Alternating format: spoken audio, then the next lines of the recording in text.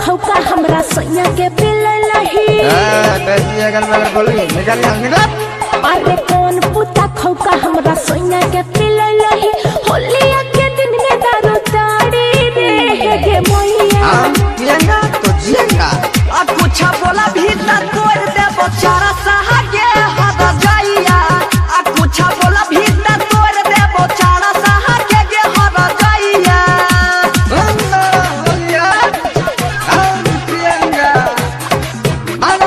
पियंगा तुम निकलो यहाँ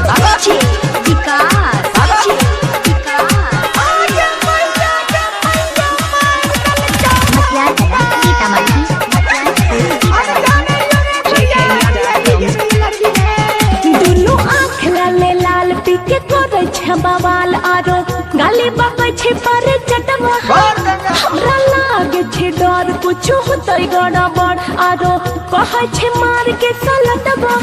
मगिया लियाला वाला जे बोला भीता दे हवा आ खुटा में बन इसके कर कहबी पुता खाओ कह लेबा बेचारा सा कहतन। नशा में बेहोश पियन छै महुआ दारू कोई न समझावे हमर गोतिया रे गे मोइया।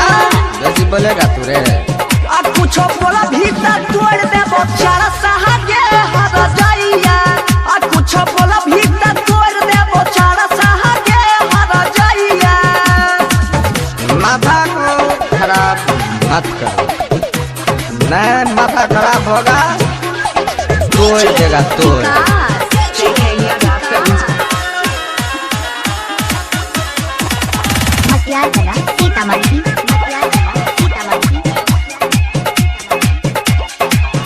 हमरा खोर के उजियार लोग दिल कोई परिचार किए गाँव में करे छको पर फोरी आ तोरा लागे छी अगोर किए करे छको सोर एहो सो दिन के दिन छी ये होली।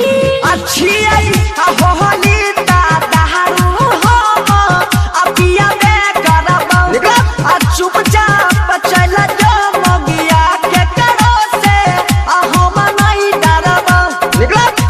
सुनाए हो सोनू कहे छरी माँ भारती के बन गेला हो कसैया हो हे गे मोइया। बनेगा आ कुछ बोला भीता तोड़ दे बेचारा सहागे हद जाइया। आ कुछ बोला भीता तोड़ दे बेचारा सहागे के हद जाइया। JK Yadav Films